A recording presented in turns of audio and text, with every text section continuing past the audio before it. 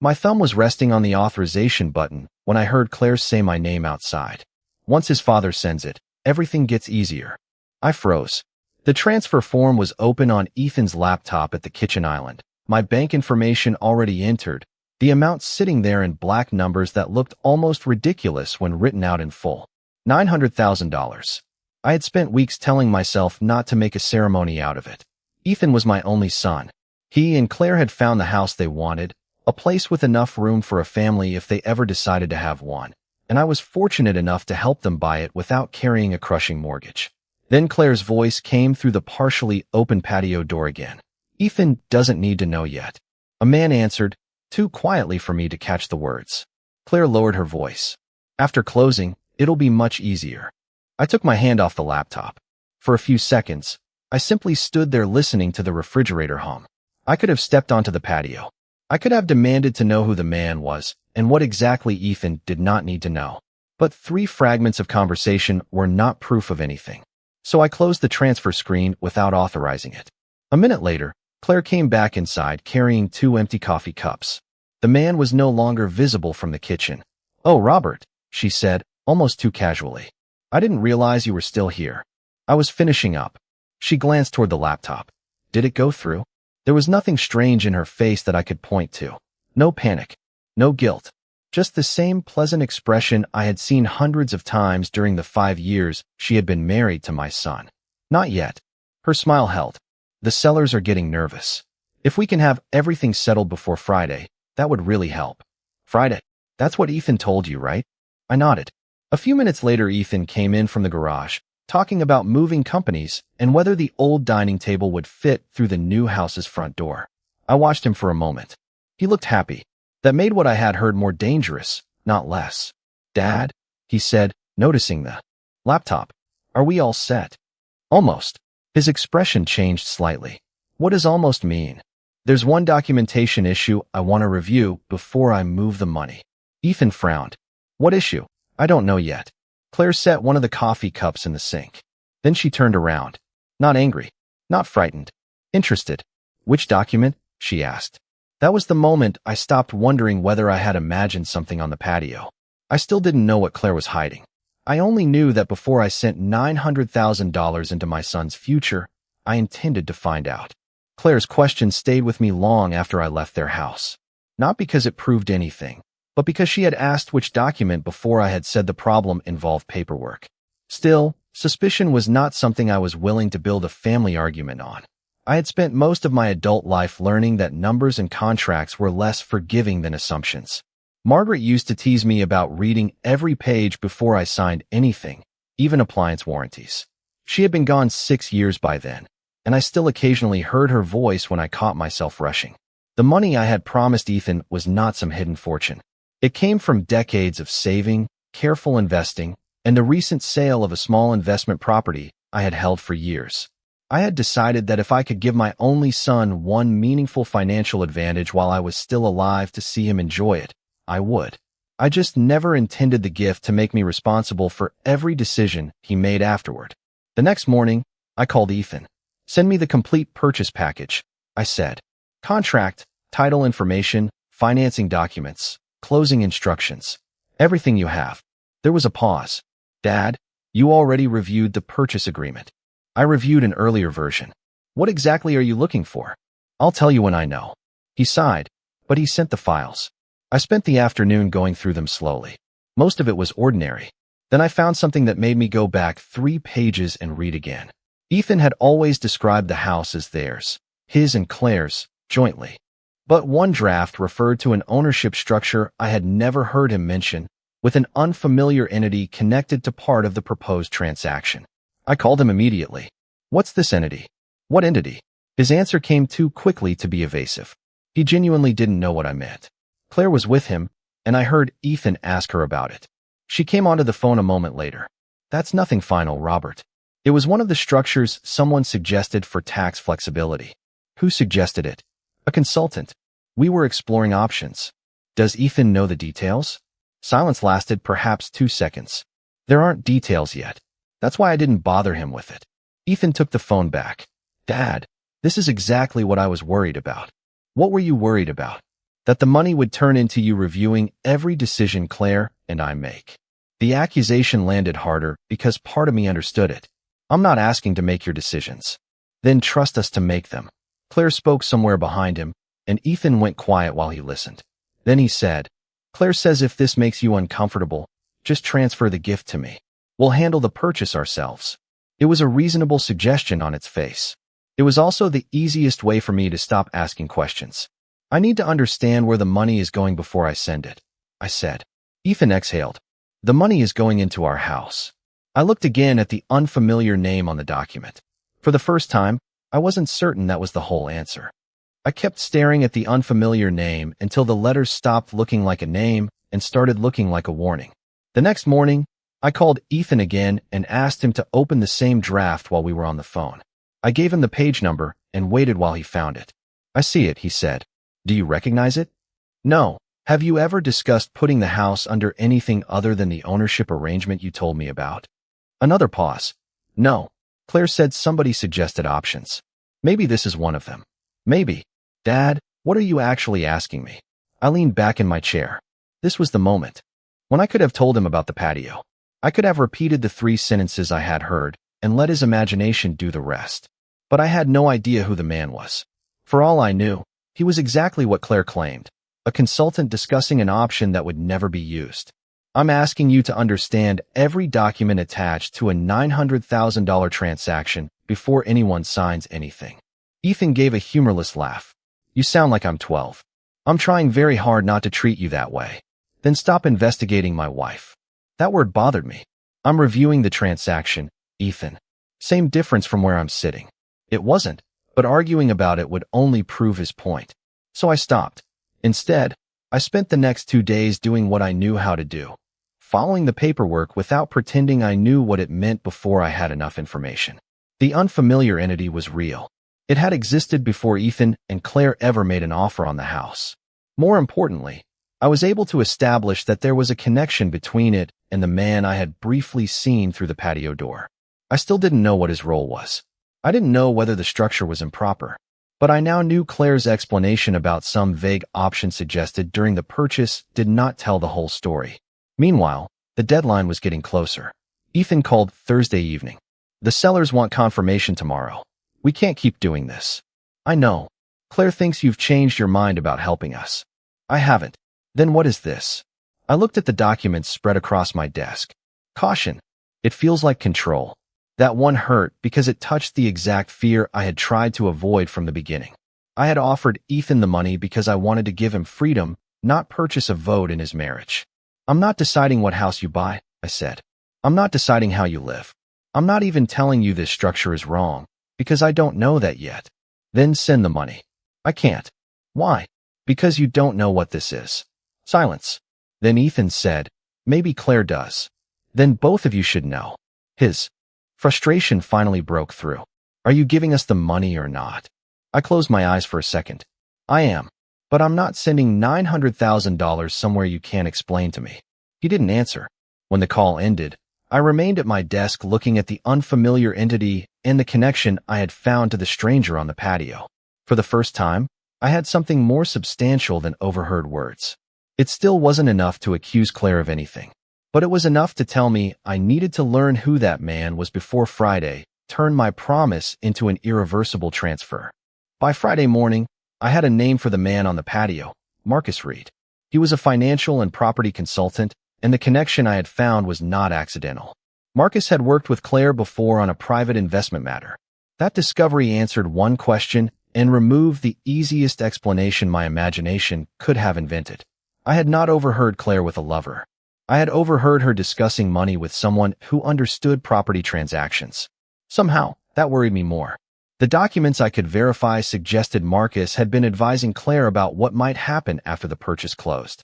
There were references to a structure involving the property, the unfamiliar entity, and a future arrangement that could affect how control of the asset was handled. None of it proved fraud. None of it proved Claire intended to take anything from Ethan. But it was far beyond the harmless tax option she had described. I called her instead of Ethan. Can we talk privately? I asked. She hesitated, then agreed. I went to their house that afternoon. Ethan was out, and Claire met me in the kitchen. I placed copies of the relevant pages on the island between us. I know who Marcus Reed is. Her expression changed, but only slightly. Then you know he's a consultant. I know he's worked with you before. I also know these discussions didn't begin as casually as you made them sound. Claire looked down at the papers. What exactly are you accusing me of? Nothing yet. That's why I came to you first. She folded her arms. Then asked, what happens after? Closing. Her eyes lifted to mine. For a moment, neither of us spoke. Marcus has been helping me think through ways to protect our future, she said finally. Mine and Ethan's. Does Ethan know? Not all the details. Does he know about the entity? No. Does he know you've discussed changing how the property could be controlled after his father puts $900,000 into it? Her jaw tightened. You're making it sound sinister. I'm asking whether my son understands the transaction he's about to enter. Claire pushed the papers back toward me. Ethan is good at a lot of things, Robert. Complicated financial decisions aren't one of them. He gets emotional. He sees a house he loves and stops thinking 3 steps ahead. So you decided to think for him? I decided to protect us. Without telling him. I was going to tell him. When Claire looked away. After closing. The words hit me with the same cold precision they had on the patio. After closing, it'll be much easier. That's what you told Marcus, I said. Claire's face went still. She understood immediately. You heard us. Enough. How much? Enough to know Ethan was being deliberately left out of something involving my money and his house. She took a slow breath. Then you also know you heard part of a conversation. I do. Which is why I'm sitting here instead of accusing you in front of Ethan. For the first time, anger broke through her composure. If you tell him what you overheard without understanding the context, you could destroy my marriage. Then give me the context. I just did. No. You gave me your reason. I still don't know exactly what you plan to do. Claire stared at me across the kitchen island. And if you go to Ethan with half a story, whatever happens afterward will be partly on you. I gathered the papers slowly. She wanted me to believe silence was the responsible choice. Maybe part of her even believed that herself. But as I walked toward the door, one question had become impossible to ignore. If Claire's plan truly protected both of them, why did protecting it require Ethan not to know until after the house was already theirs? Claire did not wait for me to decide how to handle what she had told me. By that evening, Ethan called. Why did you go see Claire without me? There was no greeting. Because I wanted to give her a chance to explain something before I brought you into it. Brought me into what? My own marriage. I heard the anger immediately, but underneath it was something worse. Hurt. Claire says you've been digging into her finances and meeting history because you don't trust her. I reviewed documents connected to the house and followed what was in them. She says you're holding the money over us until she proves herself to you. I closed my eyes. Claire had not invented that version. She had simply arranged the facts so that I looked exactly like the man Ethan feared I was becoming. That isn't why I'm holding the transfer. Then tell me why. I had reached the point where silence would protect no one. When I was at your house, before I delayed the transfer, I overheard Claire talking to Marcus Reed on the patio. Ethan went quiet. You know who he is? I do now. I didn't then. What did you hear? I repeated the fragments exactly as I remembered them. Once his father sends it, Ethan doesn't need to know yet. After closing, it'll be much easier. Then I told him what mattered just as carefully. I didn't hear the entire conversation. I don't know everything they discussed. I'm not pretending I do. And instead of calling me, you investigated Claire. I checked where $900,000 was about to go. You should have trusted me enough to tell me. There was no answer I could give that made that criticism disappear. Maybe I should have told you sooner. Maybe. I was trying not to put suspicion into your marriage before I knew whether it deserved to be there. Well, you managed to put it there anyway. The closing deadline had already made everything sharper. Ethan told me they could lose their earnest money, and the sellers were no longer willing to tolerate uncertainty. Claire believed my delay might cost them the house. Ethan was beginning to believe it too. So what do you have, he asked. Something that proves Claire is trying to steal from me? No. Something that proves she's committing fraud? No, then what? I looked at the newer documents I had spent the afternoon reviewing. They were stronger than anything I had seen before. The proposed post-closing arrangement could materially affect control and economic benefit connected to the property. It was not the simple joint ownership Ethan believed he was entering. I have documents showing a structure being considered that you've never knowingly approved, I said. Considered? Yes. Not signed. Not that I can establish. Not executed? No. Ethan let out a tired breath. So Claire talked to a consultant about an option, and you're stopping our house over it. That was the defense I had known the paperwork still allowed. Drafts could remain drafts. Plans could be abandoned. Nothing I had proved established that Claire would actually carry it out. I'm stopping my transfer until I understand it, I said. That distinction doesn't mean much when your transfer is the reason we can close. After we hung up, I sat alone with two choices that both felt like failures. I could send the money, preserve the promise I had made, and hope the plan I had uncovered never moved beyond paper. Or I could withhold it and risk losing the house, Ethan's earnest money, and perhaps something far harder to repair between my son and me. For the first time since I heard Claire on the patio, I understood the real cost of waiting. Evidence might eventually tell me whether I was right. It could not guarantee Ethan would forgive me for waiting long enough to find out. The next morning, Ethan came to my house alone. I knew before he sat down that Claire had not sent him to make peace. He remained standing in front of my desk, the same desk where I had spent days reading documents that were now threatening to cost him the house. I talked to Claire all night, he said, and she says she was exploring ways to protect our finances. She admits she should have told me sooner. Did she explain the structure?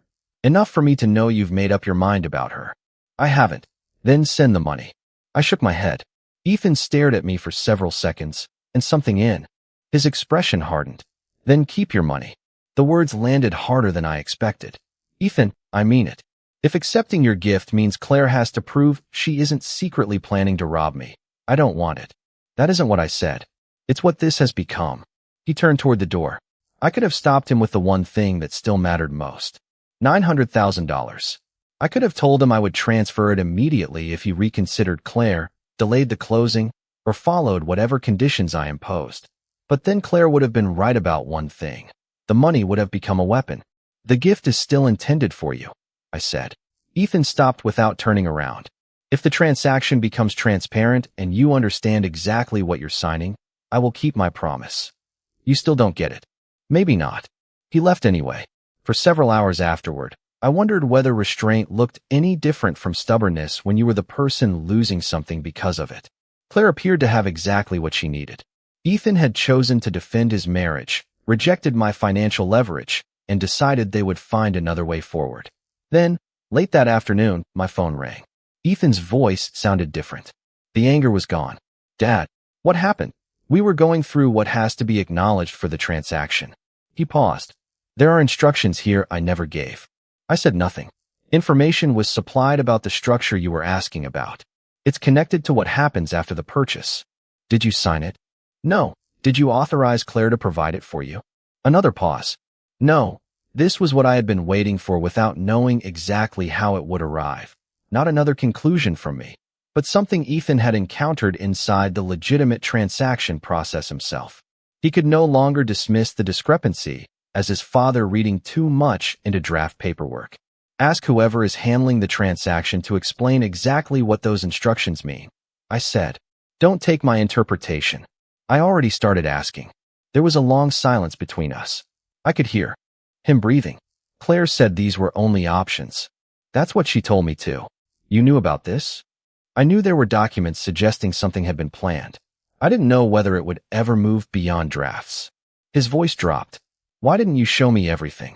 Because some of what I have tells me there's a problem. It doesn't tell me the whole truth. Ethan was quiet again. The house deadline was still there. The earnest money was still at risk. His marriage had not suddenly become simple because one document contradicted Claire's explanation. If anything, his position had become worse. Before, he had only needed to decide whether he trusted his father. Now he had to decide whether he understood what his own wife had been doing. Dad, he finally said, what else haven't you told me? I looked at the papers spread across my desk. Until that moment, I had been afraid that showing Ethan everything would force him to choose between Claire and me. Now I understood that choice had never been mine to prevent. The only responsible thing left was to give him every fact I had and let him decide what those facts meant. I told Ethan to come over, and when he arrived, I did something I should probably have done earlier. I stopped trying to protect him from conclusions and gave him the facts in the order I had found them. I told him exactly what I heard on the patio, including what I had missed. I showed him the unfamiliar entity in the draft the connection to Marcus Reed, the later documents describing the possible post-closing arrangement, and what Claire had admitted when I confronted her. She said she was going to tell you after closing, I said. Ethan stared at the papers for a long time. Why after? That's the question I couldn't answer. What do you think she was trying to do? What I think isn't enough anymore. You need to ask the people involved. He looked at me. Marcus. I nodded. Ethan contacted him himself. I was not present for their entire conversation, and I refused to turn what happened next into something I had personally uncovered. This was Ethan's marriage. He needed information that did not come filtered through his father. When he called me afterward, his voice was so controlled that I knew the truth had hurt more than anger would have. Marcus had confirmed the arrangement Claire had been discussing and clarified the documents Ethan had found. The plan was to use my $900,000 gift as the capital foundation for the house, while positioning the property through a structure that could later give Claire materially greater control and flexibility than Ethan understood he was agreeing to. Marcus had not believed he was helping Claire secretly take Ethan's property. He believed Ethan either knew about the plan or would be brought into it before anything was executed. Claire had repeatedly postponed that conversation, so she wasn't planning to run off with the money, Ethan said. That isn't what the evidence says. But she was planning to get this structure in place before telling me what it really meant. That's what Marcus and the documents establish. Ethan went silent. The distinction mattered. Claire had not been building some elaborate scheme to steal $900,000 and disappear. What she had done was quieter and, in some ways, harder for Ethan to understand. She had decided that her fear justified making an important financial decision around him rather than with him. Later, Ethan told me something Claire had finally explained to him. She had grown up watching her mother leave a marriage with almost nothing. That experience had stayed with her. Claire had spent years believing that depending financially on another person was dangerous, even inside a good marriage. I could understand how someone arrived at that fear. What I could not accept was the next step, deciding that protection required secrecy. Ethan struggled with that difference too. She keeps saying she was protecting herself, he told me. Maybe she was. From me. I had no answer that belonged in their marriage. You need to ask her that. I did. His voice tightened. She said she was afraid I'd say no. There it was. Not a missing document. Not a misunderstanding. Not a consultant using language Ethan had failed to read carefully. Claire had expected resistance, and instead of getting Ethan's consent before the transaction, she had planned around it. The house deadline was still pressing. The earnest money was still exposed. My $900,000 had not moved. But those problems suddenly felt secondary to the question Ethan now had to answer for himself. He had defended Claire because he believed I was asking him to choose between trusting his wife and trusting his father. The evidence had changed that choice completely. This was no longer about whether he believed me. It was about whether he could knowingly close on a dream home after discovering that one of the two people buying it had been planning for the other to understand the truth only after the papers were signed. The next morning, Ethan asked Claire to meet us before the closing could move forward. I offered to stay out of it. He shook his head. The money is yours, Dad. You should hear this too. Claire arrived looking exhausted rather than defensive. For a moment, the three of us sat with the documents between us, and I thought about how differently that table had looked when the only question was whether I would help them buy a beautiful house. Claire spoke first. We can change the structure. Ethan said nothing. Marcus can revise everything. We can put it exactly the way you thought it was going to be. That isn't the problem, Ethan said. Then what is? You were going to let me close before I understood what you were doing. Claire looked at me, then back at him. Nothing had been finalized. Because Dad stopped the money. That's not fair, isn't it? Her voice sharpened. We are about to lose the house over paperwork that can be fixed. She reminded us what was at stake. The deadline, the earnest money, the months they had spent searching, the plans they had already made around that property. Every point was true. That was what made the decision difficult. Claire turned to me. If you transfer the money now, we can correct the documents and close. Nobody has to lose anything. I could have attached conditions. I could have demanded that Ethan walk away from Claire before I released $1. With $900,000 sitting on my side of the transaction, I had enough leverage to make my opinion impossible to ignore. I refused to use it that way. This isn't my marriage, I said, and I'm not going to buy the right to decide what Ethan does with it. Claire blinked. Then send the money. I won't send it into a transaction Ethan no longer understands or trusts. If that costs us this house, then it costs us this house. Ethan looked down at the papers. I knew what that choice could mean. They could lose money already committed. The sellers could move on. Ethan might eventually decide that my refusal had done more damage than Claire's secrecy. I accepted that risk. Then Ethan pushed the documents away. Stop the closing. Claire stared at him. Ethan, I'm not signing. We can fix this. Maybe we can fix the paperwork. That doesn't fix why you thought I shouldn't know. Her eyes filled, but Ethan did not raise his voice. Tell me one thing, he said. If Dad hadn't overheard you, when exactly were you going to tell me? Claire opened her mouth, then stopped. The silence answered before she did. After closing, she finally said. Ethan's face tightened. Why? Claire looked at the table. Because I thought you'd say no. No one spoke for several seconds. That admission removed the last place for misunderstanding to hide. She had not forgotten to explain. She had not assumed Ethan understood.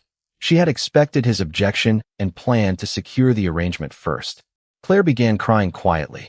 She said again that she had been afraid, that what happened to her mother had taught her never to leave herself financially exposed. Ethan listened. He did not mock that fear or pretend it was meaningless. I can understand being afraid, he said. I can't understand deciding my consent was the obstacle you had to get around.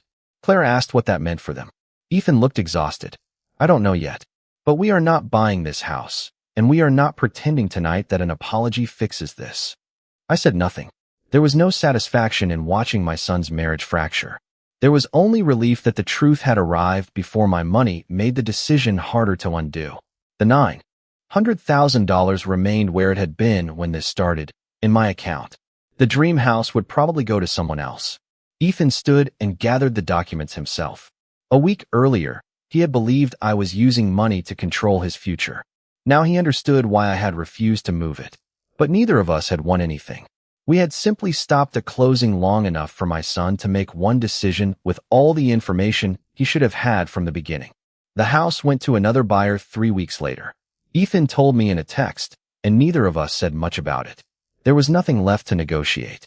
The earnest money loss hurt, but the larger consequence was already unfolding somewhere no contract could repair. Ethan and Claire separated. They did not make a dramatic announcement, and Ethan never asked me to decide whether he should stay married. Claire accepted responsibility for what she had done, but that did not instantly restore the trust she had damaged. They began dealing with that question privately, which was where it belonged. I never wanted her ruined. I never wanted Ethan to punish her because I had been right about the paperwork. What happened between them would have to depend on whether Claire could learn to protect herself without deceiving the person beside her, and whether Ethan could eventually believe her again. My relationship with Ethan needed repair too. One afternoon, several weeks after the failed closing, he came over and sat across from the same desk where I had shown him everything. You were right, he said. About the transaction, maybe.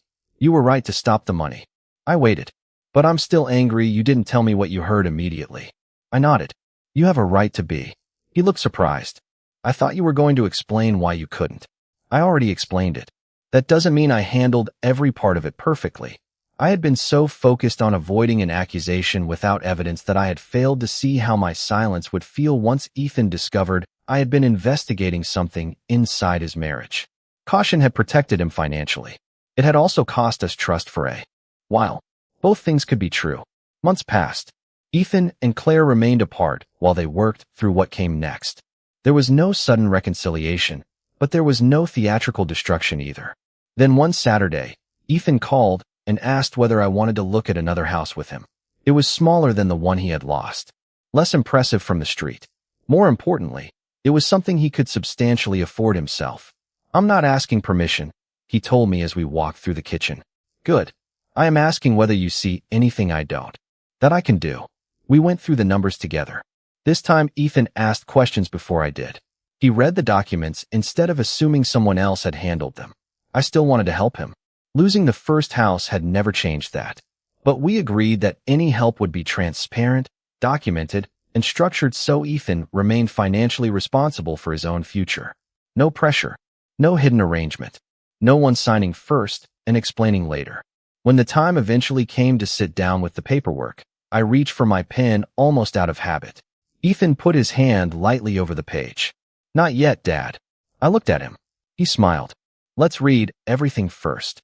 I laughed, and for the first time in months, the memory of that original transfer did not hurt. Once, those words might have sounded like distrust. Now they meant the opposite. I had almost given my son $900,000 because I believed helping him buy a dream home was one of the best things a father could do. In the end, the most useful thing I gave him was time to understand what he was actually signing. A home was never made safe by its price. It became safe when nobody inside it needed the truth hidden from someone else.